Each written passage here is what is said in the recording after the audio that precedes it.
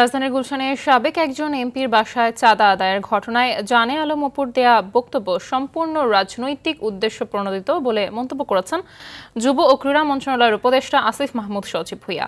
তিনি বলেন, অভিযোগ আছে এই সাক্ষাৎকার একজন রাজনৈতিক নেতার বাসায় জোরপূর্বক নেওয়া হয়েছে। সচিবালয়ে নিজ দপ্তরে উপদেষ্টা আসিফ মাহমুদ আরও জানান, নির্বাচন করলে তফসিলের আগে উপদেষ্টার পদ ছেড়ে দেবেন।